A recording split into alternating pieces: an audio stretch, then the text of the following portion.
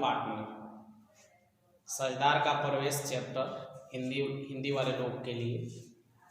और यदि आपको कोई प्रॉब्लम हो पिछला चैप्टर या जो भी चैप्टर चल रहा है तो आप यूट्यूब पर कमेंट ना करें। ये मतलब कि आपको कोई प्रॉब्लम है तो आप सीधा जाकर व्हाट्सएप पर अपनी प्रॉब्लम बताएं, या तो वॉइस मैसेज या तो लिखें, क्योंकि यूट्यूब पर आप यदि लिखते हैं तो हम सॉल्व नहीं कर पाएंगे। यूट्यूब पर कोई भी चीज़ पूछिएगा प्रॉब्लम, वो चीज़ देना मुश्किल है मेरे लिए थोड़ा। तो आप लोग व्हाट्सएप आइए और वॉइस मैसेज भी आप लोग आ सकते हैं।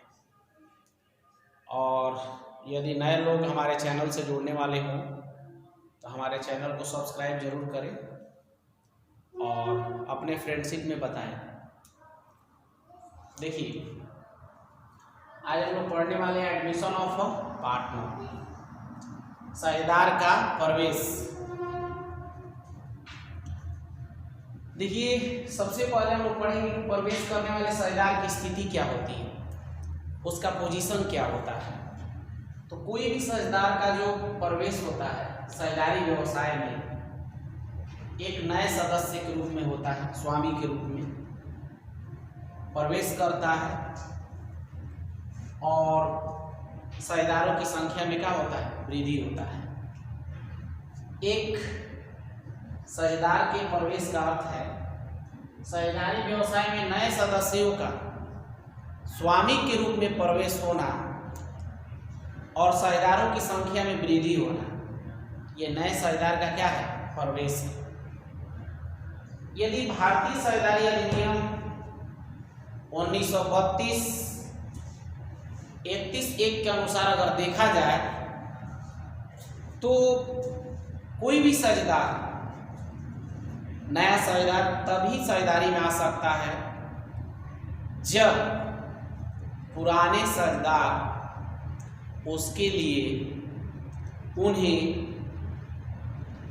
परमिशन दे, उन्हें प्रवेश करने के लिए सहमति न दे। अगर उसमें से एक भी पार्टनर सहमति नहीं देता है तो कोई भी न्यू पार्टनर एडमिट नहीं हो सकता है। दूसरी चीज कि जब नए साझेदारी फॉर्म कोई साझेदार का प्रवेश होता है तो पहले से जो पुरानी समझौता होती है उसे हम लोग समाप्त कर देते हैं और उसके जगह पर नए साझेदारी समझौता बनाया जाता है।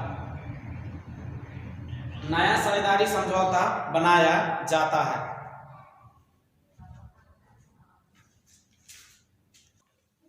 देखिए, तो जब भी कोई नया साझेदार प्रवेश करता है तो पुराना साझेदारी समझौता समाप्त हो जाता है और उसकी जगह पर नए साझेदारी समझौता प्रारंभ की जाती है। अगर आप लोग के लिए लिखे हुए हैं, एक चीज और होती है कि नया साझेदार जब प्रवेश करता है तो प्रवेश से पहले जो भी लायबिलिटीज हो, लोन हो, यदि कोई वर्क हो, उसके लिए वो नया साझेदार रिस्पॉन्सिबल नहीं होगा। लेकिन जब प्रवेश कर जाएगा तो प्रवेश करने के बाद जो भी लायबिलिटीज वर्क होगा उसके लिए वो रिस्पॉन्सिबल माना जाएगा, उत्तरदायी माना जाएगा। एक चीज और आप लोग जैसे साझेदार के प्रवेश का अर्थ आप लोग के लिए लिखे हैं, नए साझेदार के प्रवेश का आशय साझेदारी के पुनर्गठन से है। अगर एक लाइन में आप जवाब देना चाहे, कोई पूछेगा कि नए साझेदार का प्रवेश क्या है, तो आप बोल सकते हैं कि नए साझेदार का प्रवेश का आशय साझेदारी का पुनर्गठन है। साझेदारी का पुनर्गठन है। इसमें जो भी पुरानी साझेदारी समझौता होती है उसे समाप्त हो जाता है और उसकी जगह पर एक नया साझेदारी समझौता बनाई जाती है। जैसे आप लोग अगर देखें तो एक ये बिजनेस है या इसको आप फर्म कहिए, जिसमें ए, बी और सी पार्टनरशिप में है। ये तीनों पार्टनर पार्टनरशिप में बिजनेस या फर्म को ये स्टार्ट किया है और डी को इस फर्म में एडमिट कराना चाहता है। डी को इस फर्म में एडमिट कराना चाहता है, तो उनसे दो चीज की डिमांड होती है, एक कैपिटल और दूसरा गुडविल। तो आपको बता दें कि कैपिटल इसलिए कि यदि इस फर्म में आ रहे हैं, बिजनेस पार्टनरशिप में आ रहे हैं, तो आपको एसेट्स में अगर शेयरिंग चाहिए, हिस्सा चाहिए, तो कैपिटल लेकर आइए।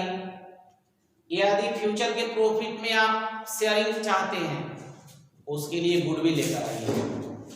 और यहां से दो चीज न्यू पार्टनर को प्रोवाइड की जाएगी, शेयर ऑफ प्रॉफिट और शेयर ऑफ एसेट्स, वो दो चीज देगा और यहां से फर्म से उसे दो चीज प्रोवाइड की जाएगी, यानी प्रॉफिट में शेयर दिया जाएगा, हिस्सा दिया जाएगा, और एसेट्स में भी उसे हिस्सा दिया जाएगा। लेकिन थोड़ी सी यहां पर आती है कि कैपिटल तो समझ में आ रहा है कि लेकर आ रहा है, लेकिन गुडविल क्यों लेकर आ रहा है, क्यों मांगा जा रहा है उससे? गुडविल बोले तो अतिरिक्त राशि, जैसे आप लोग अभी भी आपके गांव में, आपके लोकल मार्केट में देखते होंगे कि किसी भी बिजनेस में इन्वॉल्व होने के लिए पहले तो जो उसमें पार्टिसिपेट है, जो उसमें पार्टनर है, उसके इक्वल तो आपको कैपिटल तो लेके जाना ही है, सबसे पहले की पैरवी करनी है आपको। यानी जैसे आज के डेट में आप अगर जॉब पर भी एग्जांपल ले सकते हैं कि देखिए, जॉब तो ऐसे कोई भी अपने क्वालिफिकेशन, अपने एबिलिटी पर लेता है, माने कागज वही कहता है, उसी के बेसिस पर होता है। लेकिन आज के डेट में आपके पास एबिलिटी भी होनी चाहिए, योग्यता भी होनी चाहिए, प्लस में पैसा भी होना चाहिए। तो उसी तरह पार्टनरशिप में जब कोई पार्टनर आता है तो कैपिटल तो दे दिया, चलो भाई पार्टनरशिप में कंट्रीब्यूट कर दिया, बट उसे गुडविल, ख्याति लाना पड़ रहा है। यानी गुडविल बोले तो एक्स्ट्रा पैसा उसको लाना पड़ता है, क्योंकि इसलिए जो पुराना साझेदार ये कहता है कि हम लोग ने इतने दिन से व्यवसाय को चलाया है, नाम कमाया है, अपना छवि मार्केट में बनाया है, और हम लोग का मार्केट में वस्तु बिक रहा है अब अच्छे से, और आज से तुम प्रॉफिट में हिस्सेदारी करोगे, तो हम लोग जो पहले से मेहनत किए उसके लिए तो हमें कुछ मिलना चाहिए, तभी तुमको हम पार्टनरशिप में रखेंगे। तो उसी के लिए उन लोग ने गुडविल की डिमांड करते हैं, एक्स्ट्रा अमाउंट जो लेकर न्यू पार्टनर आता है फर्म में, वो तीनों का उसमें हक हो सकता है। लेकिन यहां पर देखना होता है, अगर, क्योंकि देखिए प्रॉफिट तो बिजनेस का पहले से डिवाइडेड है, प्रॉफिट पहले से क्या है, डिवाइडेड है। तो प्रॉफिट डिवाइडेड है, तो देखिए, तो जब वो गुडविल लेकर आता है तो उस पर तीनों पार्टनर का भी हक हो सकता है। लेकिन इसमें ये देखना है कि जैसे कि प्रॉफिट का शेयरिंग तो भाई जब एक न्यू पार्टनर एडमिट करेगा, डी आएगा, जब इसमें इनकमिंग करेगा, जब आएगा प्रवेश करेगा, तो उसको भी शेयर देना पड़ेगा। तो अब यहाँ पर बात आती है कि कौन अपना शेयर छोड़ेगा, क्योंकि पहले से तो एग्रीमेंट में तय हो चुका है कि 1/2 कौन लेगा, 1/3 कौन लेगा, 1/4 कौन लेगा, ये पहले से फिक्स रहता है। तो जब न्यू पार्टनर इनकमिंग करेगा, प्रवेश करेगा, तो उस स्थिति में कौन साझेदार अपना शेयर कम करना चाहेगा? तो जो साझेदार अपने हिस्से में से, अपने लाभ के हिस्से का कुछ भाग अगर नए साझेदार को देना चाहता है, डी को देना चाहता है, तो उसके लाए हुए गुडविल में वो हिस्सेदार बनेगा। अगर नहीं देना चाहता है तो नहीं हिस्सेदार बनेगा। इसमें दोनों ऑप्शन होते हैं, उसकी मर्जी, वो दे भी सकता है, नहीं भी दे सकता है। अगर ए अपने, तो आप लोग के दिमाग में आती होगी काहे ए ही देगा, बी काहे नहीं देगा, सी क्यों नहीं देगा? रीजन इसका ये है, देखिए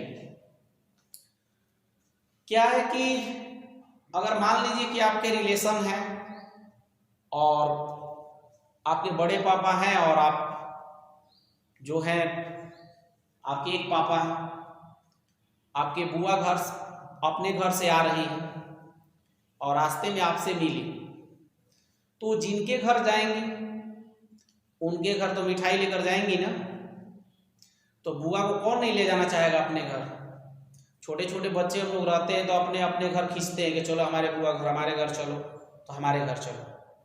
तो कोई भी अगर व्यक्ति अपने घर पर ले जाएगा बुआ को, तो जैसे कि उसमें से हम लोग एक बड़े पापा के लड़के हैं और एक हम अपने पापा के हैं, तो दोनों लोग में ये होगी जिनको पहले मिलेगा ध्यान रहेगा कि चलो बुआ आएंगी तो हम अपने घर ले जाएंगे, क्योंकि वो मिठाई लेकर आएंगी तो खाने को मिलेगा।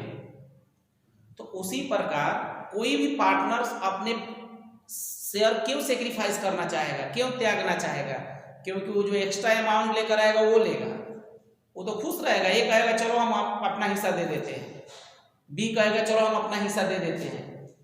तो जब पैसा वो लेकर आएगा, मोटा रकम लेकर आएगा, तो जो भाई सेक्रीफाइस करेगा उसको मिलेगा। इसीलिए तीनों साझेदार कहता है कि नहीं नहीं, उस मोटा रकम में हम भी हिस्सेदार बनेंगे, हम भी अपने में से शेयर देंगे, अगर नहीं देंगे तो पैसा नहीं लेंगे। याद रखिएगा आप लोग, सेक्रीफाइस रेशियो के बारे में तो आप लोगों को पता है। जब न्यू पार्टनर जो गुडविल लेकर आता है, उस गुडविल को ओल्ड पार्टनर सेक्रीफाइस रेशियो में बांटते हैं, यानी जो जितना सेक्रीफाइस किया उतना हिस्सा उसमें से लेगा।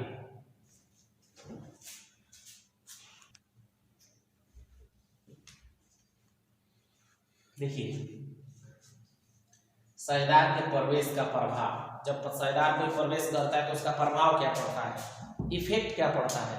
तो सबसे पहला इफेक्ट जो पड़ता है हम लोग का, वो ये पड़ता है कि साझेदार के प्रवेश के कारण पुरानी साझेदारी की क्या हो जाती है, अंत हो जाती है। पुरानी साझेदारी की क्या हो जाती है, अंत हो जाती है, और उसकी जगह पर पुरानी साझेदारी की अंत हो जाती है और उस पर नई साझेदारी की क्या होती है, गठन होती है। पहला प्रभाव। दूसरा प्रभाव ये होता है कि जब नए साझेदार को पुराने साझेदार अपने लाभ में के हिस्से में से कुछ दे देते हैं, तो उसका रिजल्ट ये होता है कि जितने पुराने साझेदार हैं उनके लाभ के हिस्सा क्या हो जाता है, संयुक्त रूप से घट जाता है।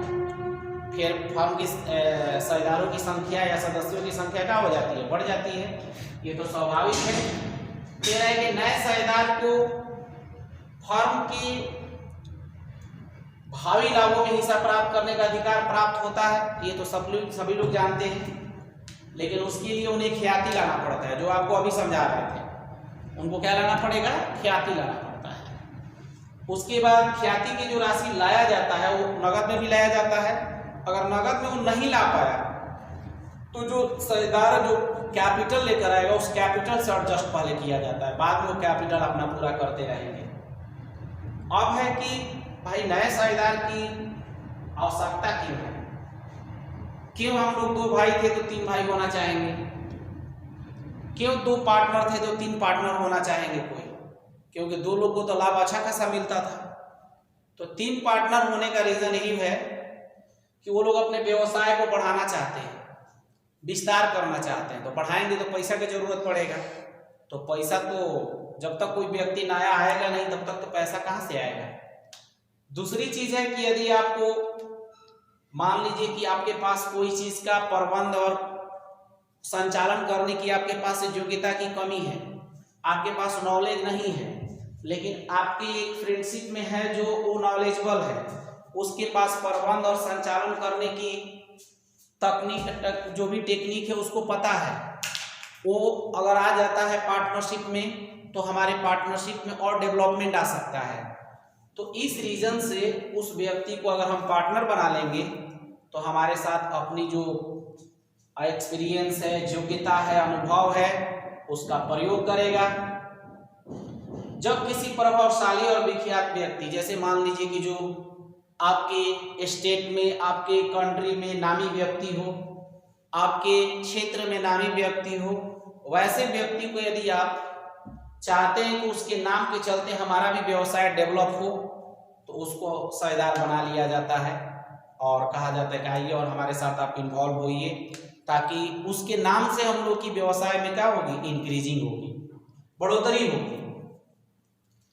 जब किसी मान लीजिए निष्ठावान कर्मचारी है जो आपके व्यापार के लिए हमेशा दिन रात एक करता है, लगता है कि वो हमारे व्यवसाय के लिए कुछ ना कुछ करते रहता है, वो करेगा, तो वैसे व्यक्ति को, वैसे कर्मचारी को कोई भी चाहेगा पार्टनरशिप में कि उसको पार्टनरशिप में रख लिया जाए। तो उसके चलते किसी भी नए साझेदार का प्रवेश की आवश्यकता पड़ती है।